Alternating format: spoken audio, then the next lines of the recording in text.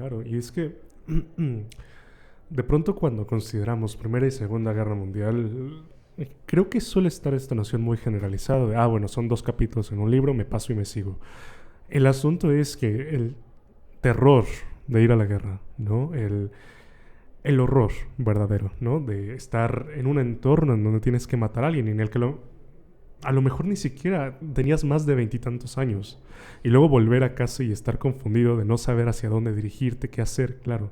Entonces, hay que tener muy en claro esto y tener en cuenta que los contrastes de estas situaciones tan horribles en la historia humana, al final de cuentas también aportan al crecimiento de comunidades, lastimosamente. No yéndonos más lejos, ahora que estaba de moda Oppenheimer, la película, del desarrollo de esa bomba atómica fue que empezaron los proyectos para generar energía nuclear, ¿no? Para poder ver otras maneras. Entonces, hay una línea muy extraña que une esos dos mundos. Y en este caso en concreto también fue hacia el final de la guerra que se vio la necesidad de una estandarización, ¿no? De, a ver, tengo muchas pruebas, está perfecto, pero ¿cómo sé que todas van hacia el mismo lado? Entonces ahí es que surge la estandarización científica y más aún porque la psicología como ciencia empírica tiene al final de cuentas la necesidad de tener una generalización estadística. Digo, sé que a lo mejor en social es más hacia lo cualitativo y el entendimiento de fenómenos muy puntuales, pero al final de cuentas también requerimos de generalización estadística. Y es otra parte, muchas veces cuando se dividen estas dos líneas de psicología, solemos decir, no, es que esta está mal y esta está bien, y nos atacamos, cuando en realidad simplemente responden a dos necesidades distintas. Uh-huh. Y es un ejemplo que yo uso mucho, si yo estoy haciendo un estudio de vacunas, no me va a interesar, con todo respeto, cómo se siente la persona en torno a la vacuna. Claro. Me va a interesar que la vacuna sea útil, que prevenga que la enfermedad se distribuya, ¿no? Entonces, no se puede esperar lograr la descripción, explicación y predicción de nada, y mucho menos del comportamiento de las personas, si no se cuenta con una fuente de datos concreta desde la cual se pueda notar si hay relaciones entre A y B, o simplemente saber cómo es que se distribuyen los datos, porque es lo mismo. ¿Cómo sé que una conducta, que un atributo psicológico es anormal? ¿Bajo qué contextos es anormal? Que también entramos ahí en otro debate muy sabroso. Bastante. Pero el asunto es, y aquí sí me gustaría añadir una consideración importante, que es precisamente lo que da pie tanto a los fundamentos teóricos de la medición y la psicometría como al debate que pueda existir en torno a ellas, que es la descripción matemática, ¿no? En este sentido, sigue siendo una estructura de modelaje. Al final de cuentas es casi como un elemento de cartografía. Yo voy a cartografiar una situación y voy a esperar que se aproxime en menor o mayor medida a la realidad que estoy intentando retratar. Y eso no lo hace menos valioso. Pensemos, por ejemplo, en la supuesta correlación entre la longitud de los brazos y la capacidad intelectual. No deja de ser parte de un modelo cuya comprobación matemática simplemente al final no se adecua al terreno real. Es como si se pusiera uno a calcular que habría 6 palmeras cada 2 kilómetros de costa y al momento de ir a la playa no se viera ni una sola ni triste palmera. Tiene que ver con esto.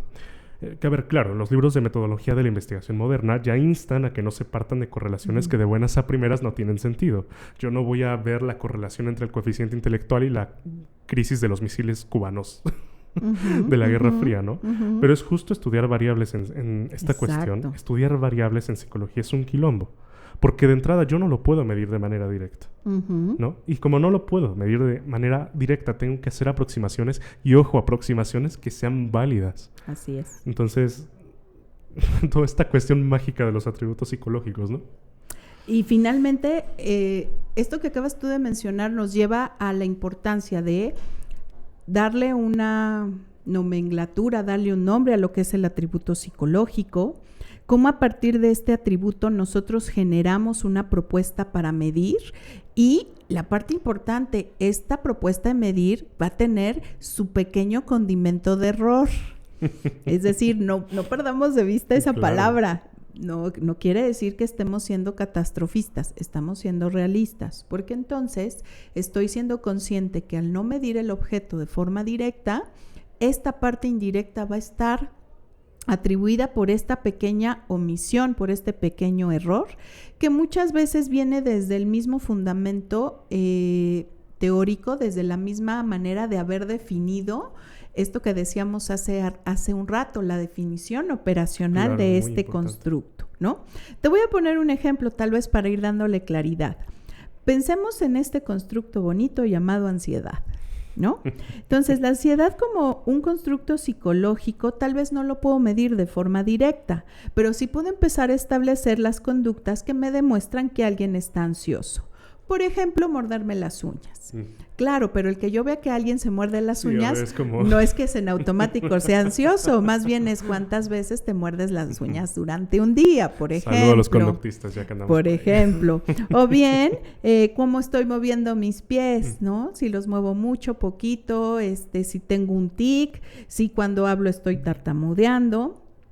Todas estas conductas que te estoy compartiendo son parte de lo que empieza a darle esta definición operacional a mi constructo, a mi atributo, que es la ansiedad. Y entonces en el sentido de juntarlas o unirlas es que vamos a poder decir sí estoy ansioso, o bien no, estoy solamente nervioso. Claro. Porque sí, tengo conductas similares, pero la diferencia a lo mejor es la intensidad, la repetición, la frecuencia o el momento. Es decir, hay algo antes que detona este comportamiento. O va a haber algo a futuro y entonces estoy pensando en eso. Todavía no pasa, pero yo ya estoy pensando en eso. Y desde aquí es donde nosotros empezamos a aterrizar que el tener definiciones operacionales es lo que me ayuda a evitar confusiones y evitar conjeturas. Cuidado, claro. No quiere decir que soy infalible, claro que voy a tener mis errores, pero lo que estoy buscando es minimizarlos. Exacto, estar consciente de ellos. Exacto, minimizarlos y ser conscientes de que se van a estar presentando. No los voy a eliminar, no los voy a, pues obviamente erradicar, y más pensemos, este ejemplo que te acabo yo de colocar, pensemos en las personas cuando nos subimos al transporte público, por ejemplo. ¿Cuántas personas ves que hacen estas conductas? Si tienes 20 personas ahí. Sacando el DSM-5. Claro, y en ese momento empiezas, mira, él se ve nervioso porque está moviendo mucho el pie y a lo mejor él lo que quiere es llegar pronto a su casa. O le ando del baño, no ejemplo, yendo más lejos. Y no yo ya estoy repartiendo tarjetitas. Y entonces de aquí es donde vemos la importancia de que estos constructos sean definidos, tengan una lógica para lo que lo hacemos, lo medimos, lo evaluamos y que no son asuntos aislados. Sin duda, este tipo de planteamiento nos empiezan a dar mucho más claridad y entonces entendemos que nuestra disciplina no trabaja solo porque los vemos y sacamos conclusiones. Hay algo mucho más allá, un trabajo de planteamiento. Y esto que tú dices también es cuáles son estas variantes que acompañan a este escenario. Exacto. Nosotros en la parte de investigación les solemos llamar variables, ¿no? Y desafortunadamente las personas vivimos rodeados de variables todo para tirar el para arriba, tiempo. Entonces es un gran reto identificar todas esas variables y es un reto mayor decir cuáles afectan más y cuáles afectan menos a los sujetos. Claro. Y entonces aquí es donde empiezan a surgir, pues sin duda todos estos retos que nosotros vamos a empezar a encontrar en la parte operacional, en la parte de la medición y obviamente en la inferencia de haber hecho esa medición. Por eso es que aunque manejemos elementos estadísticos, eso nos ayuda, pero también tenemos una base teórica que trabajar. Importantísima. No se la olviden porque de verdad es como, a ver, si yo digo que voy a medir esto está muy bien, perfecto, pero ¿qué estoy entendiendo por esto? ¿No? ¿Desde qué base estoy partiendo y con qué lo estoy sustentando? No es solo que yo me lance al medio y diga voy a medir esta característica para determinar inteligencia, ¿no? Ya hay un trabajo teórico, ya tenemos una tradición, porque además es que no es solo medir conductas. Hay un grado de complejidad y que tiene que ver también con las variables y con otras cosas igual de guapas que son, por ejemplo, la cuestión de la validez ecológica o qué tan aislado está mi experimento en un laboratorio. Porque evidentemente si yo aíslo algo en un laboratorio hay que cuidar que mis condiciones de control no sacrifiquen que ese fenómeno sea repetible en entornos no controlados, ¿no? Entonces la parte teórica es importantísima. Y sobre todo considerando esta cuestión, digo, no es tan simple como, medir fumar, la conducta de fumar, que a lo mejor es algo un poquito más visible. Yo puedo ver cuántos cigarrillos se fuma, cuántas caladas de da por segundo, que medir, por ejemplo, un berrinche o el nerviosismo, que era el que estábamos hablando. Entonces, claro, ¿qué hacemos? Pues medir aquellos atributos que más bien correspondan a esa conducta, que es el corazón puro y duro de la medición, digamos. Queremos investigar sobre la dislexia infantil, que era lo que estábamos adelantando. Todo bonito, todo correcto, con así ya me dan mi beca, está perfecto, pero no puedo terminar el paper con que un niño tiene 3.5 dislexias más que el otro. A no ser que tenga una escala en la que eso haga sentido, lo cual es muy cuestionable, pero a lo que va es a esto, yo me voy a dedicar a medir atributos como el número de omisiones que tiene un texto, el número de veces que se traba, el número de veces que tiene errores de secuenciación. Y esa definición operacional va a ir de la mano necesariamente de mi trabajo teórico. Entonces, trabajo teórico, definición operacional, validez ecológica, investigación de la metodología de la investigación, lo siento, sí les sirve, sí es necesaria. Entonces, y más con esta cuestión de definición de medición, ¿no? Claro, y fíjate que esto último que dices es bien interesante porque eso es lo que hace también, no solo que mi disciplina tenga el estatus de ciencia, sino que se le dé un sentido de utilidad. Por ejemplo, pensemos en este ejemplo tan lindo que pusiste de la dislexia. ¿Cómo le dices a la mamá del niño que tiene 3.5 dislexias? La mamá dice, ajá, ¿eso qué quiere decir? Claro. A lo mejor las preguntas para el contexto en donde este tipo de herramientas se utiliza es, ¿se recupera o no? O sea, ¿siempre va a ser disléxico toda la vida o qué podemos hacer para...? O cuál es la atención, tratamiento o cuáles son las materias que se le dificultarán. Es decir... se pensa en un contexto de aplicación y de respuestas claras y reales, y no solamente de esta parte que es este elemento de forma teórica. No perdamos de vista, la medición no solamente es el análisis de los datos y la información numérica. Esto tendría que tener un trasfondo. Cuando yo digo inferencia, me refiero a esto que no veo y que estoy detectando que es un área de atención, es porque en los casos en los que hay una problemática, ¿qué es lo que sí podemos hacer para resolver o aminorar la problemática?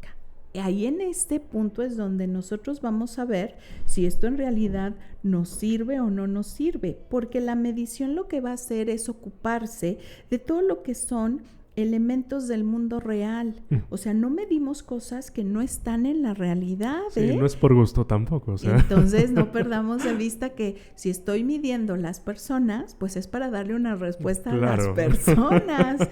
No olvidemos esta parte de la intención. Ahora, hay algo también que vamos a empezar a identificar y es cómo de repente la medición se vincula a este grupo de ciencias observables, medibles o como nosotros decimos duras. Y cómo de repente nosotros en un campo psicológico vamos a tener que empezar a utilizarlas. Sin duda, nosotros vamos a empezar a trabajar bajo la misma concepción. La medición es la asignación de números. A veces esa asignación de números en mi campo se refiere a presencia o ausencia. Claro. O algo muy bonito que son los niveles, ¿no? Ahí está. Alto, medio, bajo. Grave, no grave, leve. Es decir, ahí es donde la medición empieza a ayudarme a mí en mis procesos de diseño de metodología, en la investigación. Por eso de repente el conocer estos conceptos se vuelve importante y también vamos a ver que nosotros en la parte de medir elementos del mundo real vamos a trabajar bajo propósitos, operaciones y validez. ¿Y eso qué quiere decir? Sé que son de repente términos muy técnicos y asustan, pero la verdad es que son muy útiles y muy sencillos de comprender. Por ejemplo, el propósito que va a tener la medición es cuantificar y clasificar los atributos de las personas, para que sobre esto nosotros podamos decir si están en el mismo grupo o en distinto. Ya nos habías compartido, ¿estamos todos comparándolos bajo las mismas reglas de trabajo o tenemos que compararlos bajo distintas reglas? Volvamos al niño de la dislexia, ¿no? Juanito. Claro, vamos a suponer que dicen, sí tiene dislexia, pero tú acabas de decir algo clave. Ok, sí tiene la dislexia, pero ¿en qué parte se está reflejando? ¿En la escritura, en una letra en particular, en un texto en particular, que a lo mejor es un parámetro para ese sujeto distinto a otro? Exacto. Gracias, Galton, por las diferencias individuales. Un beso hasta donde esté. Entonces ahí es donde se vuelve esencia de por qué la medición lo distingue. Porque no sirve poner, este es el grupo de disléxicos. Sí, pero cada uno tiene una condición particular.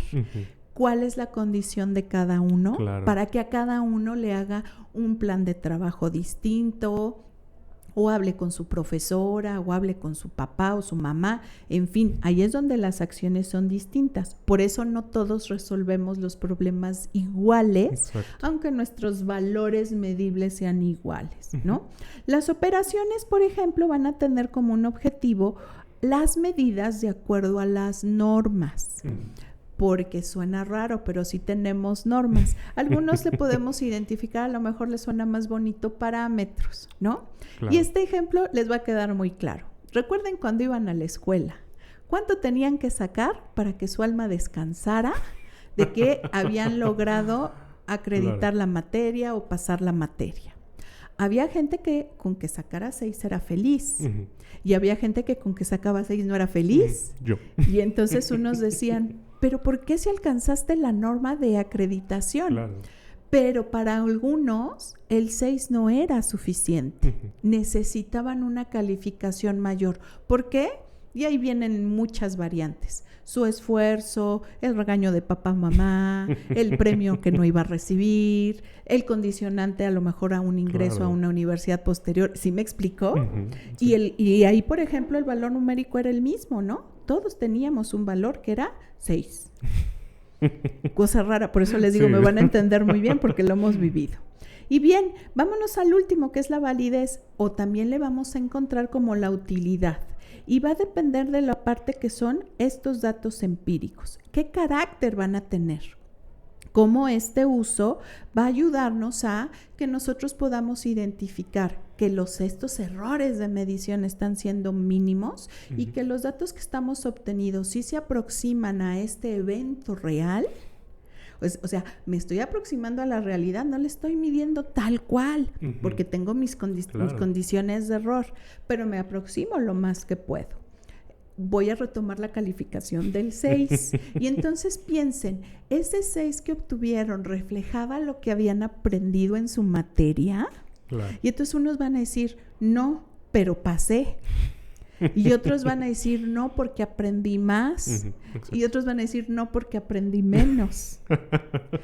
¿Cómo cambia la cosa? Exacto. Porque entonces se supone que la medición era para representar el mundo real interno que no puedo ver. Y lo que te estoy preguntando es un proceso de conocimiento y aprendizaje adquirido en una asignatura determinada. Exacto.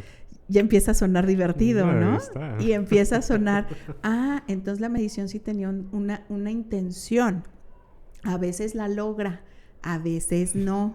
Y ahí es donde radica si no la está logrando, ¿qué podemos hacer para modificarla y que se logre? Y si sí la está logrando, cuidar los errores. Exacto.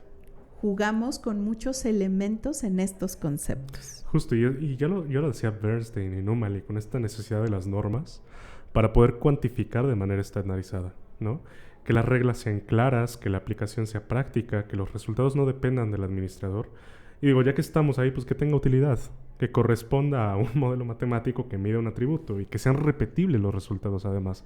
Porque de nada sirve que yo, por ejemplo, haga una escala súper bonita de ansiedad si nada más va a servir para un sujeto, ¿no? O para 3 sujetos a lo sumo. Entonces, tiene que ver esto también con la teoría del escalamiento y que me parece empieza con problemas, ¿no? Sí, y muchos problemas. De perlas.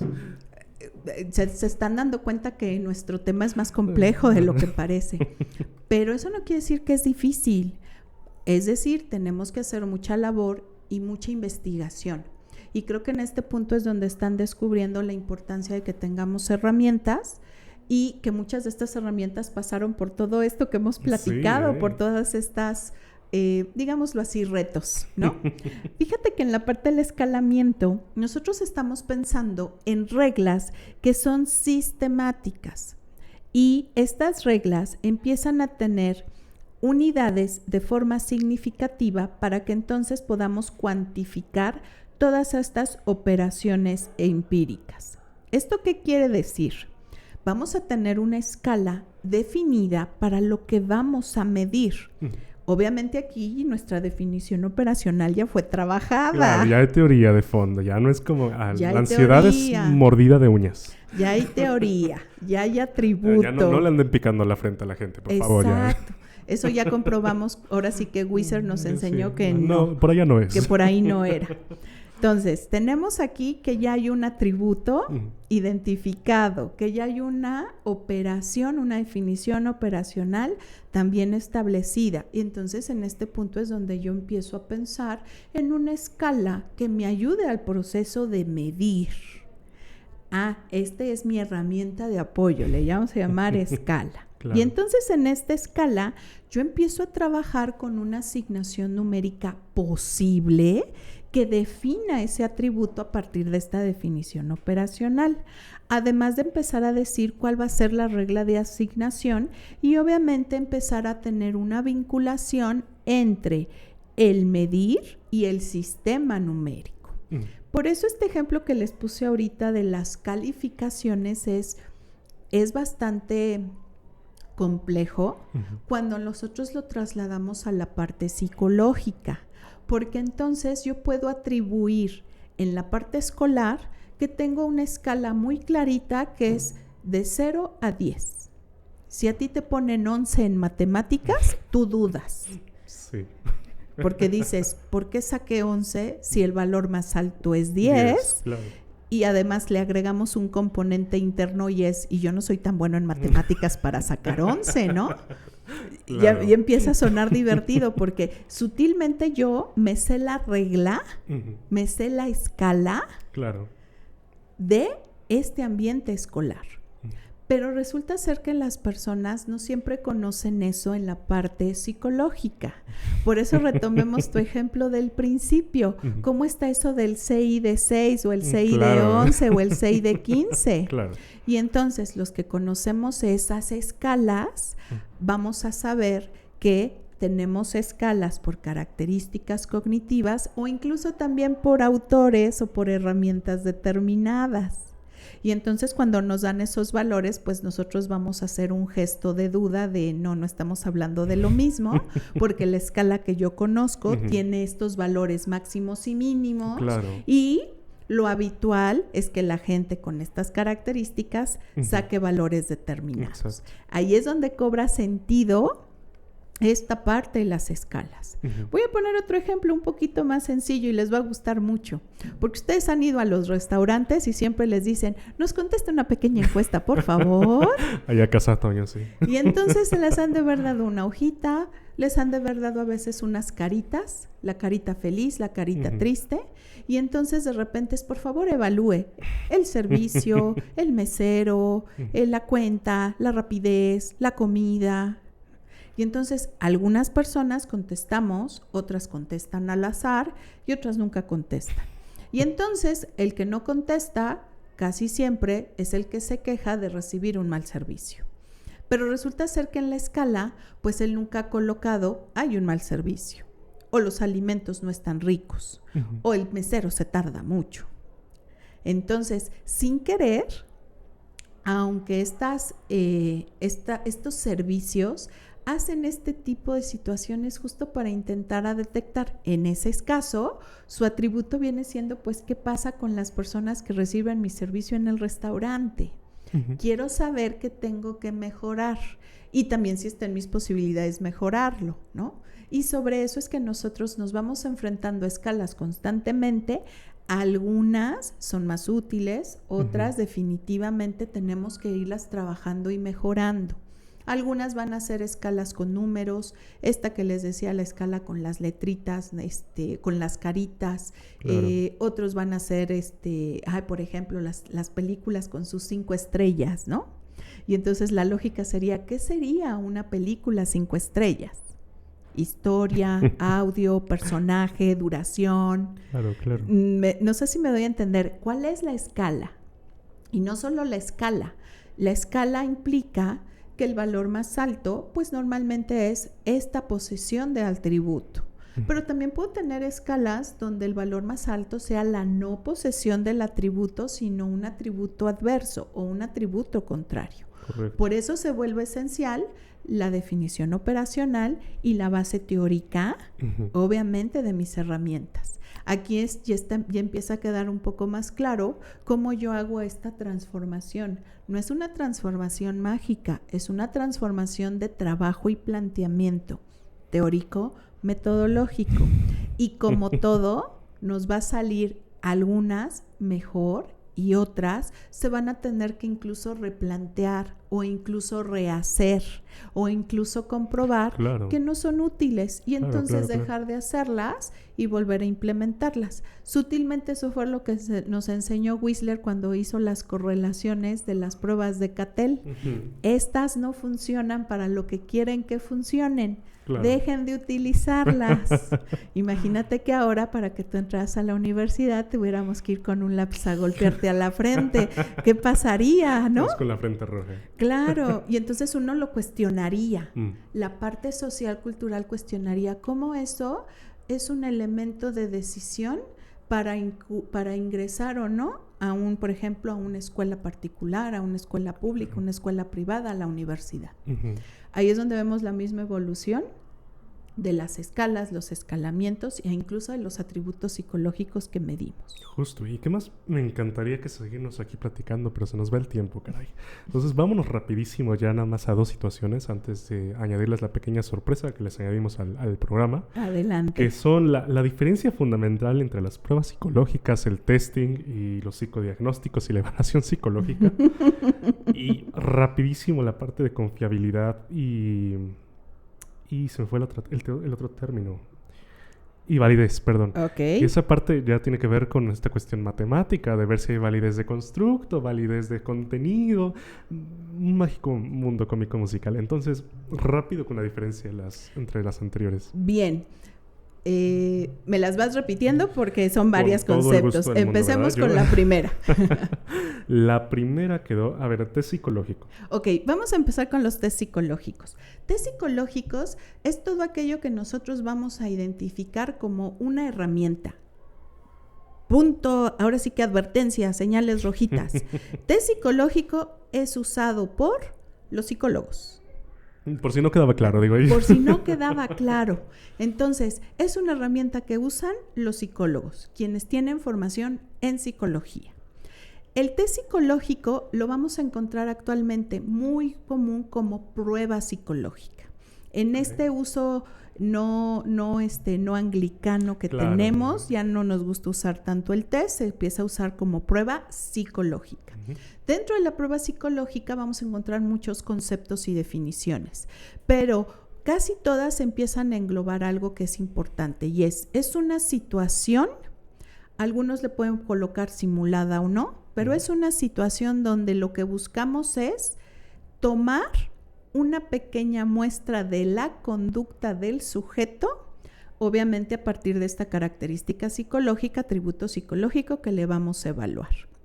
Es decir, yo no puedo evaluar su personalidad todo el tiempo. Y en el momento que le aplico la prueba, en ese momento hago esta toma de muestra de conducta de su personalidad en ese momento que yo lo tuve enfrente desde mi perspectiva psicológica, ¿no? Okay. Esto se va a acompañar de reglas, de lineamientos de trabajo. A todos los voy a aplicar o les voy a utilizar esta herramienta con las mismas características, las mismas reglas. No porque tú me caes bien te doy más tiempo y porque tú me caes mal te quito puntos, no. Claro, no. Todos son las mismas reglas, las mismas instrucciones, las mismas indicaciones. Y esto lo hago con una finalidad para describir la conducta, entenderla, interpretarla, con fines diagnósticos, con fines de predicción, con fines de orientación, con fines de diagnóstico, es decir, esta es mi herramienta para detonar todo aquello que en los campos psicológicos hacia los contextos afuera, pues obviamente van a tener una utilidad. Ok. Y en torno al psicodiagnóstico, entonces. El psicodiagnóstico es una de nuestras áreas especializadas, casi siempre la realizan los psicólogos de corte clínico y entonces, como su nombre lo indica, empezamos el uso de herramientas para obtener un diagnóstico pensando en que hay algo no sano en el sujeto. Muy coloquialmente van a encontrar el término, no a todos los psicólogos nos gusta hacerlo, que es que hay una enfermedad. Claro. Algunos nos gusta manejarlo más como, sí, a lo mejor hay un trastorno, pero es un trastorno que se puede tratar, que se puede dar un seguimiento, que se puede dar un tratamiento. Fíjate que la palabra psicodiagnóstico es bien interesante porque el origen de la palabra tiene una vinculación con los médicos. Y entonces, siempre les pongo este ejemplo a mis alumnos. Piensa cuando vas al doctor. Entonces, cuando tú vas al doctor le dices, tengo tos. Y el doctor lo que hace es revisarte. Claro. Te revisa y él tiene herramientas para revisarte. Y ya que te revisa, al final te dice, sí, efectivamente, usted tiene tos. O sea, comprobó lo que tú le dijiste que tenías. Y sobre eso te da un tratamiento. Haz de cuenta que con psicodiagnóstico pasa lo mismo. Yo llego y hago un planteamiento, en este caso al psicólogo, y le digo, me he sentido triste. Entonces, en ese momento el psicólogo lo primero que hace es saca sus herramientas, sus pruebas psicológicas y me las aplica para tratar de entender, uno, si lo que yo tengo es tristeza o es depresión o es ansiedad o qué es, y para eso necesita sus herramientas. Y dentro de esas herramientas casi siempre va a incluir una pequeña entrevista, una interacción conmigo. Algunas veces me va a pedir datos. Alguien de su familia ha tenido tristeza antes, tiene algún padecimiento importante, toma algún medicamento. Todo lo que hace el médico cuando le dices que tienes tos, aquí pasa lo mismo. Okay. Bueno, claro, aquí no tienes tos. No te revisan la garganta. Digo, para hacer la justa dimensión de comparación. No voy a ir al psicólogo, tengo tos. Puede pasar. Y entonces hace este uso de las herramientas y entonces al final el psicólogo lo que hará es esta primera evaluación para decir, ¿qué crees? No es tristeza lo que tienes, se define de esta manera y vamos a tener un tratamiento. Claro. Y entonces es un equiparable. Por eso la palabra diagnóstico se suele atribuir sobre todo a los que trabajamos en la parte clínica. Con algo que nosotros llamaríamos las áreas no sanas del sujeto. No me gustaría decirles que están enfermas propiamente, sería como muy feo o trastornos, porque estaríamos pensando en algo como muy malo. No necesariamente hay elementos malos, más bien elementos como todo, pasamos elementos de altas y bajas y a veces esa parte baja es la que nos lleva al psicólogo para que nos hagan una evaluación y que nos den un tratamiento para que estemos mucho mejor. Eso podríamos decir respecto a psicodiagnóstico. Es algo así como la bolsita del doctor Chapatín. Algo así. Ahí uno saca sus herramientas. Y el último, evaluación psicológica. Bien, fíjate que la evaluación psicológica es lo que nosotros podríamos empezar a trabajar como evaluación en diversos campos. La evaluación psicológica se va a componer de la parte de medición, pero también la interpretación que vamos a obtener de los datos que obtuvimos por medio de la medición. Claro. Entonces, la parte de evaluación es un concepto más amplio y vamos a ver que hay evaluación en la parte educativa, en la parte clínica, en la parte organizacional, en la parte social, en la parte neurológica. Claro. Entonces, la evaluación, digamos, que está siendo el concepto que es más amplio, abarca todos los campos psicológicos y además de eso, empieza a utilizar herramientas, tanto pruebas psicológicas como pruebas, como herramientas adicionales. Por ejemplo, registros de observación, entrevista con la persona que evalúas y además con personas que están interactuando, por ejemplo, en su medio ambiente, maestros, papás, nanas, hermanos. Ahí entrarían estas herramientas, también les va a sonar chistoso, los polígrafos, por ejemplo. Esa es una herramienta de evaluación. Claro. Bueno, ya platicaremos después en otro capítulo de la parte del polígrafo, pero bueno, aquí es importante, esas son herramientas de trabajo. Entonces se van a dar cuenta que la evaluación va a considerar entre sus herramientas las pruebas, además de la entrevista, además de la interacción con el sujeto, y las finalidades son muy variadas. Desde necesito, por ejemplo, hacer una evaluación para ver cuáles son tus habilidades y sugerirte carreras que son afines a tus habilidades. O te voy a hacer una evaluación para ver si tienes este trastorno de inatención, que es muy famoso actualmente. El ejemplo que dabas de la dislexia, ese es muy clarito. Voy a evaluar para ver si tienes dislexia, en qué áreas la tienes y qué tipo de tratamiento te voy a recomendar. También te voy a evaluar para ver cómo tienes el manejo con otras personas y ver si es posible promoverte para que seas supervisor de un área. Entonces la evaluación tiene un alcance mucho mayor, con muchas herramientas, y ahí es donde vamos innovando constantemente. Las áreas tradicionales de evaluación han sido las clínicas. Ahora te comenté, pues prácticamente todos los campos psicológicos tienen el potencial de incorporar entre sus funciones las áreas evaluativas. Claro, y justo ahora es en donde ya regresamos a nuestros bebés de Luz Spearman y Pearson para culminar y darles la sorpresa esa que les tenemos en torno a la parte de, al final de cuentas, todas estas mediciones están inmersas en una teoría, y además de esto hay una parte que corresponde a lo que es la teoría clásica de los tests, ¿no? Que tiene que ver con la parte de confiabilidad, de validez. Sencillito, ¿no? Claro. Pregunta sencilla. Deme el sentido de la vida. Entonces, ¿qué nos podría contar de esas situaciones? Sé que en este momento acaba de entrar vamos a escuchar esos términos que son difíciles, porque nos han enseñado que son términos técnicos, metodológicos y difíciles. Claro. Pero algo que sí creo que deben de tener claro es, estas dos herramientas son las que se vinculan a que nosotros tengamos herramientas que se construyen durante mucho tiempo y que son útiles al campo psicológico. Vamos a ver que la confiabilidad se vincula a una precisión en la medición del atributo psicológico. Hemos hablado mucho del error. En la confiabilidad es donde va incluido esta parte del error. Claro. Entonces es interesante ver que nosotros normalmente cuando hablamos de confiabilidad buscamos, y tal vez es la palabra fin más clara que tenemos, que el instrumento sea seguro. Casi siempre es esta palabra de seguridad, pero seguridad hablando de, sí mide ansiedad, ¿verdad? Claro. Sí. Y sí la mide bien, sí. Claro, eso en el coloquial lo entendemos, pero los metodologistas no lo entienden así. Los metodologistas te dicen, ¿cómo? O sea, sí tiene una confiabilidad que normalmente está expresada en un valor, y entonces el valor de la confiabilidad suele ir en una escala del 0 al 1. Ya habíamos hablado de las escalas. Y entonces, mientras más me acerco al 1, el instrumento es más confiable. Claro. Obviamente, no voy a tener el 1 siempre, porque entonces, ¿dónde dejo al error en la precisión de la medición? Y más porque hablo de atributos psicológicos. Claro. Entonces, recuerden que mientras más cerca al 1 esté, mi confiabilidad es más alta, es decir, la precisión en la medición va a ser buena, va a ser alta, va a ser elevada. Claro. ¿Qué va a pasar con la validez? La validez siempre ha habido una definición que muchos la repetimos y damos por hecho que la entendemos, que es que el instrumento mide lo que dice que mide. Claro.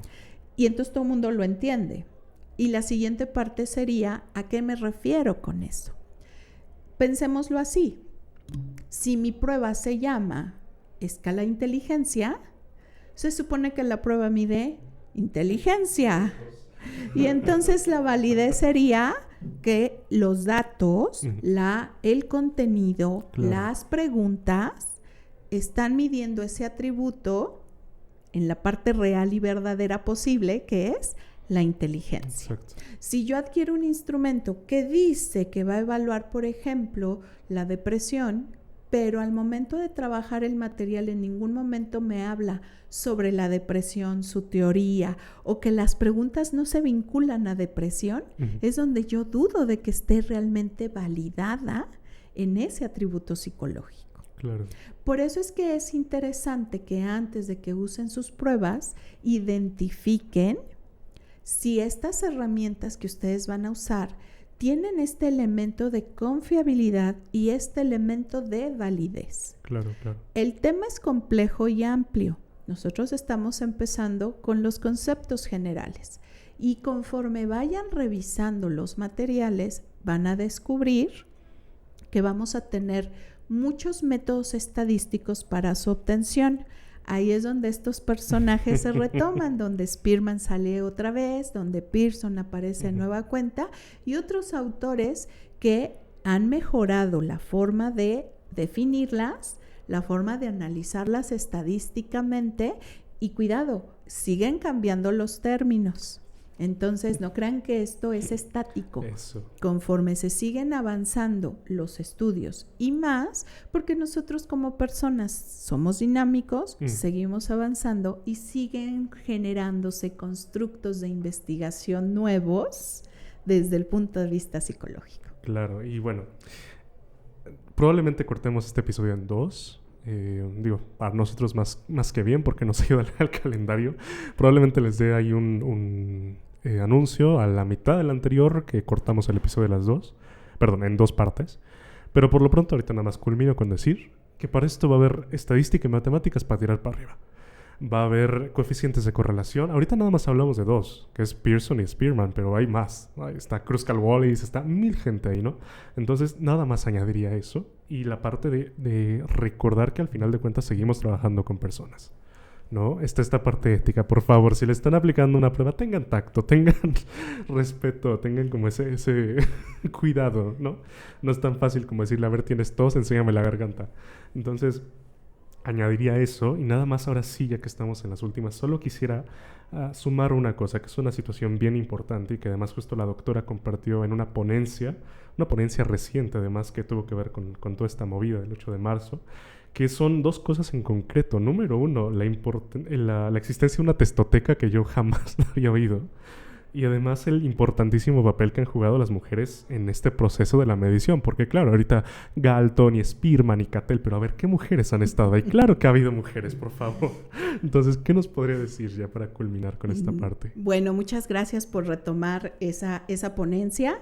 La pueden encontrar en el canal de YouTube de UDEMAT. Ahí está, es una ponencia que...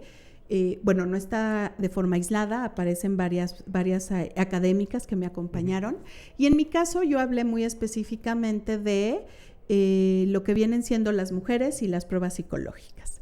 Claro, ahí empezamos ya a irnos a herramientas un poco más estructuradas, pero voy a saciar primero tu curiosidad sobre la testoteca. Gracias. Bien. La testoteca parece un nombre sutil, que es la testoteca, ¿no? Muy prendido. Y entonces, retomemos la palabra test.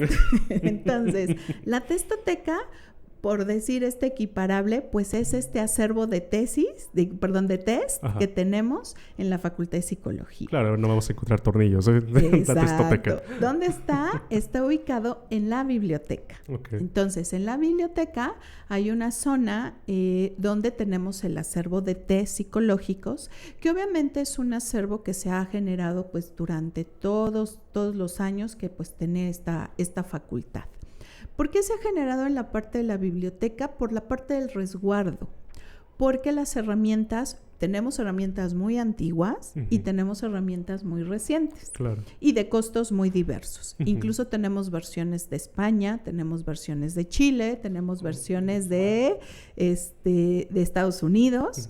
En fin, y unas de esas que pues ya son antiquísimas, que son como de nada más véalas y no las toque porque se van a destruir. El lápiz de Cattell. Y no llegamos a tanto. Y otras que pues son las de uso cotidiano, sobre todo para los estudiantes que están revisando las asignaturas que tienen que ver con pruebas psicológicas.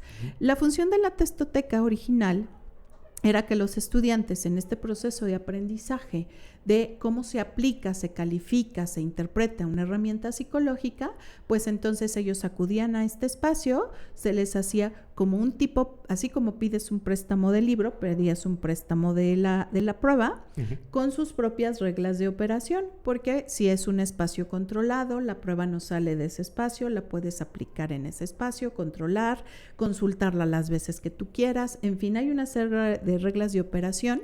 Todo eso bajo resguardo de lo que viene siendo la biblioteca. Claro, claro. Y opera en el mismo horario que opera la biblioteca. No tiene un horario especial como tal.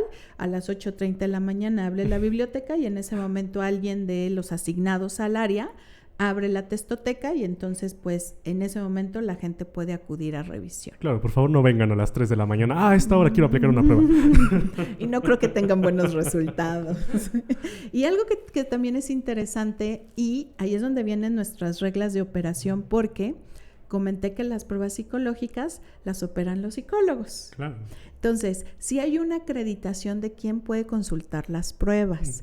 Entonces, hay que acreditarse como estudiantes de nuestra facultad a partir de tercer semestre con su credencial, obviamente resellada, y su tira de materias. Okay.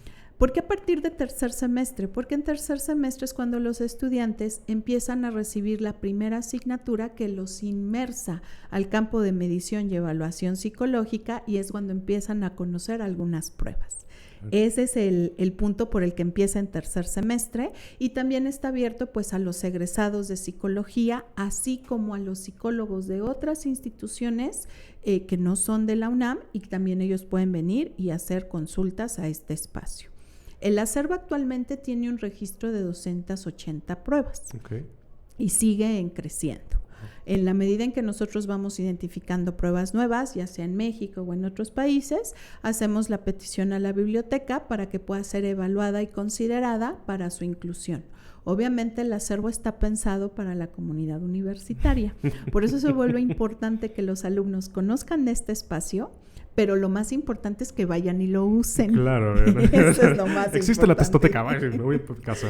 Claro, entonces ahí por ejemplo los invitamos a, si quieren acudir a la biblioteca y que les hagan una visita guiada para que lleguen directamente a la testoteca y vean cómo está organizado, sin ningún problema pueden acercarse a la coordinación que está a cargo de la maestra Sila Martínez. Perfectísimo. Ahora, la otra parte, y con esto concluyo, que es como la reflexión más importante, que tiene que ver con qué pasa con las mujeres. Claro, y las porque a ver. Y entonces sin duda se están dando cuenta que todo el programa hablamos de nombres de hombres, ¿no? Charles Spearman, Makin Cattell, en fin. Y entonces ahí es donde viene justo la intención de empezar a identificar a aquellas mujeres. Algo que empieza a ocurrir, que tal vez es una reflexión muy importante, es si había mujeres psicólogas y si había mujeres que trabajaban en el grupo de los hombres. Claro. Pero como hablamos de grupos de trabajo, casi siempre había el personaje que tomaba la titularidad, y entonces pues todas las mujeres más los otros psicólogos varones adicionales vienen atrás de ese personaje principal. Claro. Y entonces ahí creo que es donde se pierden los aportes como reales o los aportes importantes que empiezan a tener las mujeres.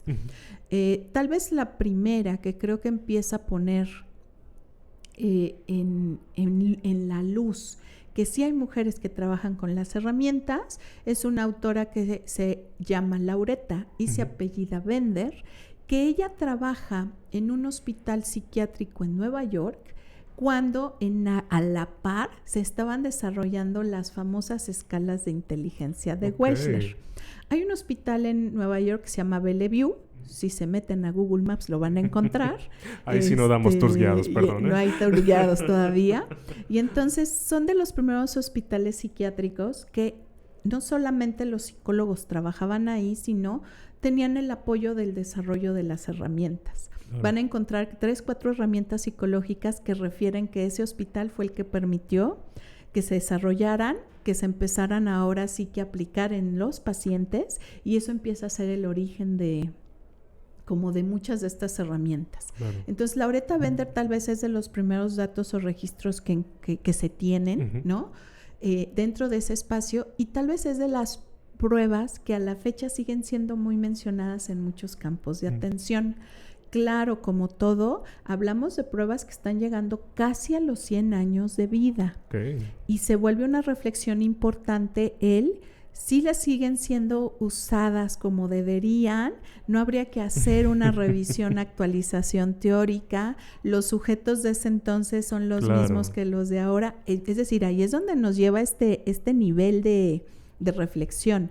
No se trata de decir no las usen porque son viejas o porque ya no son vigentes. Más bien es replantearnos por qué se siguen usando como se usaban, qué siguen aportando o qué podemos mejorarles o aportarles ahora que nosotros tenemos muchos más elementos de innovación o elementos técnicos. Claro. Entonces, ese tal vez es uno de los aportes. En esta ponencia yo les comparto como autoras que me fui encontrando que tenemos su material en la Textoteca y sí aclaraba mucho que no quería ser, pues digamos, egoísta en decir, ay, las otras no existen. No, me refería a las que tenemos en la Textoteca son las que les presento, pero la invitación es que aprendan a ahora sí que identificarlas, cuáles son sus nombres, sus países de origen y un poco qué más se pudieron aportar o dónde podemos encontrar datos de ellas. Exacto. Esa fue un poco mi reflexión en esa parte de la ponencia y que obviamente sí había participación escasa, mínima y casi invisible, pero que sí participaban. Claro, bellísimo. Es que es justo recordar que hay mujeres científicas, han habido mujeres científicas y van a haber un montón de mujeres científicas. Entonces ustedes denle al coco, que es precisamente también para lo que estamos aquí, ¿no? Entonces, miren, se alargó a 2 episodios, no lo tenía planeado y aún así no cubrimos ni 3/4 de Nos lo que me hubiera gustado. Nos faltó todavía. Claro, todo me faltó. Que de todas maneras quedo invitadísima si alguna vez quiere volver a platicar por acá. Muchas gracias. Entonces, eso, recuerden, a ver, este es un material de difusión para ayudarles un poquito, pero también denle al coco, agárrense un libro, lean tanto como puedan todos los teóricos y sobre todo tengan muy en cuenta que justo algo que comentaba la doctora, que no es un proceso estático. Ninguna ciencia debería ser enseñada como un proceso estático, ¿no? Sigue creciendo, sigue cambiando, podemos seguirla mejorando, ¿vale? Entonces, muchísimas gracias por pasarse acá con nosotros a Una Mente. No sé si quisiera añadir algo más, una despedida. Me gustaría mucho agradecer y reconocer el gran esfuerzo que están haciendo con el podcast. Es un trabajo muy arduo, es un trabajo, pero bien bonito y bien noble, porque lo que queremos es tocar los temas difíciles, no sé por qué siempre agarro los temas difíciles, y empezar a difundirlos y empezar a compartirlos. No le tengan miedo, acérquense, hay muchos materiales, hay muchos hallazgos bien interesantes y cambien la óptica de su revisión. Y sobre todo que este sea un medio en el que, más que aprendan, espero que les haya dejado estas áreas de reflexión de cuestiónense elementos más allá de lo memorístico, claro, de lo teórico. Esto que les decía, su herramienta es confiable, ¿dónde dice que es confiable? ¿Es válida? ¿Dónde dice que es válida? O esta pregunta tan simple, oye, sé el apellido del autor, pero ¿es hombre o claro, mujer? Claro. ¿Y dónde nació? Por ejemplo, esta revisión de países, a mí me gusta mucho hacerla porque es qué pasaba en ese país en esa época y por qué se da el detonante de estos temas. Por eso es que CATEL, si se dan cuenta, tiene muy pocos aportes, pero se menciona mucho, porque por algún motivo él es el que empieza a llegar con esta área de innovación y no dudamos que en su momento probablemente era considerado como él.